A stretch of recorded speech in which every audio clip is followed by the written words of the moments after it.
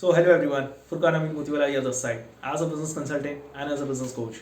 Well friends, आज हम लोग जो टॉपिक पे बात करने वाले हैं एक अमेजिंग सा टॉपिक है और उसका नाम है कि Newton second law of success. जी, हो सकता है आपने Newton first law of success के बारे में अगर नहीं वीडियो देखी हो तो काइंडली उस वीडियो को ज़रूर देख लीजिएगा जिससे आप इस वीडियो को भी रिलेट कर पाएँ। और उस वीडियो के लिए मैंने आई बटन पे आप क्लिक करेंगे तो आपको उस वीडियो का आपको बखूबी एक ओवरव्यू मिल जाएगा कि उससे हम आपकी लाइफ में किस तरीके से पॉजिटिवली इम्पैक्ट आ सकता है, किस तरीके से आप कामयाबी को बहुत जल्दी हासिल कर सकते हैं। आज हम फ्रेंड्स बात करने वाले कि Newton second law of success. उसे समझने से पहले हम समझते हैं कि न्यूटन ने जो सेकेंड लॉ ऑफ मोशन बताया था वो क्या कहता है यूजुअली। तो फ्रेंड्स, जो Newton second law of motion है वो कहता है कि the rate of change of acceleration is the directly proportional to the force applied and in the direction of force. Well, हम लोग डिटेल में नहीं जाने वाले साइंस के टर्म्स में, बट बहुत ही प्रैक्टिकली हम देखेंगे कि इसका हमारी कामयाबी से क्या रिलेशन है।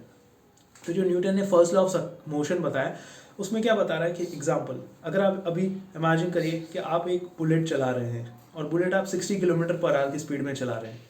अगर आप थोड़ा सा उसे एक्सेलरेट करेंगे, स्पीड को बढ़ाएंगे, यानी आपने उसे फोर्स अप्लाई किया उस चीज़ में, इजंट इट।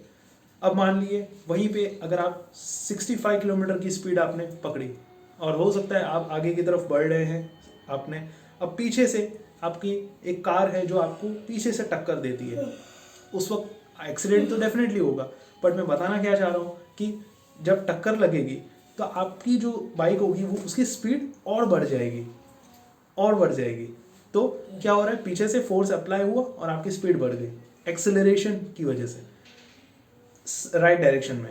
अब इसी तरीके से दूसरा एक एग्जांपल लेते हैं। मान लिए आप 65 किलोमीटर की स्पीड में जा रहे थे बुलेट के थ्रू और 10 मिनट बाद आपने अपनी स्पीड और बढ़ाई, थोड़ा सा और फोर्स अप्लाई किया, 65 से 75 किया, जिससे आपकी इंजन बर्न हुई और आप आगे की तरफ मूव इन हुए।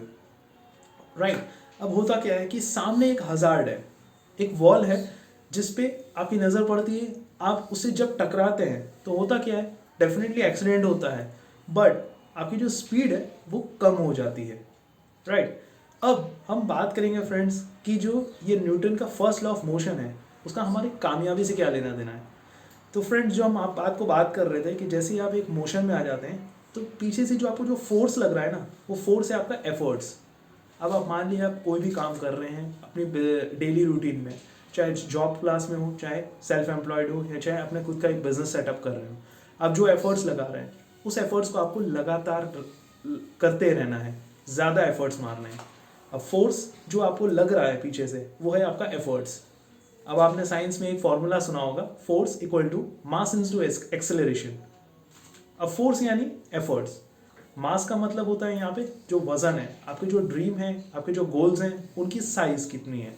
राइट, एंड थर्ड आता है आपका एक्सेलरेशन। एक्सेलरेशन यानी आपकी जो एफर्ट्स की स्पीड कितनी है, आपको उसे बढ़ाना है। अब जैसे एग्जांपल लेते हैं फ्रेंड्स, आप इमेजिन करिए एक छोटा सा 5 ईयर ओल्ड बच्चा है जो कि जो टायर होता है, एक टायर है और उसके हाथों में स्टिक है, वो स्टिक टायर पे मार रहा है और वो जो टायर है वो आगे की तरफ बढ़ रहा है, मोशन में है, वो रुक नहीं रहा और चलते रह रहा है सर्कुलर मोशन में। और ये एक्टिविटी हो सकता है आपने शायद अपने बचपन में भी खेली हो। तो वो बच्चा क्या कर रहा है, लगातार एफर्ट्स मार रहा है उस पर टायर पे स्टिक के थ्रू और वो लगातार आगे की तरफ मूव हो रहा है। राइट, इसी तरीके से हमारे फोर्स है, जो हम एफर्ट्स लगाना है उसे हमें लगातार लगाते रहना है राइट डायरेक्शन में। बट फ्रेंड्स, अब हमारी जो एफर्ट्स की जो स्पीड है वो किस पे डिपेंडेंट है, एक्सेलरेशन, मास पे डिपेंडेंट है। और मास यहाँ पे क्या है फ्रेंड्स, वजन है। यानी हो सकता है कि आप एफर्ट्स तो कंटिन्यूसली लगा रहे हैं राइट डायरेक्शन में और ज़्यादा एफर्ट्स लगा रहे हैं, बट पीछे आपके सबकॉन्शियस ब्रेन में कुछ हो सकता है, कुछ स्ट्रेस, कुछ बोझ हो, जिसकी वजह से आपकी स्पीड जो है एफर्ट्स की वो कम हो रही है। एग्जाम्पल लेते हैं फ्रेंड्स, जैसे मान लिए एक बलून है जिसमें हॉट एयर भरी हुई है। राइट, और उसकी जो रोप है, अगर मैं उस रोप को एक स्टोन से बांध दूँ तो क्या वो उड़ेगा ऊपर? नहीं उड़ेगा, वो नीचे रह जाएगा। लेकिन वहीं तो इसी तरीके से हमारी जो स्ट्रेस है उन्हें हमें जाने देना है, उन्हें घर करके नहीं रखना, अदरवाइज तो क्या होगा, हम ऊपर उठ ही नहीं पाएंगे। ना तो हमारे एफर्ट्स करेंगे आगे, लेकिन हमारे स्ट्रेस आ जाएगा तो हम रिजल्ट अच्छा नहीं ले पाएंगे। इसी तरीके से मान लिया अगर जो मैंने रस्सी को स्टोन से बांध रखा था तो वो नीचे की तरफ थी, अगर उस रस्सी को मैं काट दूंगा फ्रेंड्स तो होगा क्या, जो हॉट एयर बलून है वो ऊपर की तरफ उड़ जाएगा, राइट। इसी तरीके से हमें हमारे एफर्ट्स जब हम लगा रहे हैं और लगातार लगा रहे हैं तो जो बाकी के जो स्ट्रेस हैं वो उसे हमें कंट्रोल करना है, हम तक पहुंचने नहीं देना है। अभी इसी तरीके से एक और चीज़ है फ्रेंड्स जिसकी वजह से हो सकता है कि आप एफर्ट्स तो मार रहे हैं लेकिन कुछ ऐसी चीज़ें स्ट्रेस के साथ साथ जो आपको नीचे की तरफ ढकेल रही है, ऊपर जाने नहीं दे रही। अब वो हो सकता है फ्रेंड्स कि आपके पछतावा हो जो आपको नीचे की तरफ ढकेल रहा है, एफर्ट्स को मारने में स्पीड आपकी कम हो रही है, उसकी वजह से एक फैक्टर हो सकता है। इसी तरीके से हो सकता है कि कुछ पास्ट में आपका कोई बैड मेमोरीज हो, आपका पछतावा हो। इसी तरीके से हो सकता है कि कुछ लोगों के कुछ ओपिनियंस हो, राइट, उनका कुछ परसेप्शन कि लोग क्या कहेंगे क्या सोचेंगे, वो हो सकता है कि वो आपको एफर्ट्स मारने में कहीं ना कहीं रुकावट पैदा कर रहे हो, या हो सकता है कि आपको अपने ऊपर ही सेल्फ डाउट हो रहा हो। तो फ्रेंड्स आपको मैं बताना चाहूँगा कि यहाँ पे फ्रेंड्स आपको अपने ऊपर सेल्फ बिलीव लाना बहुत ज़रूरी है। ये फर्स्ट सीक्रेट है, चाबी है सफलता की।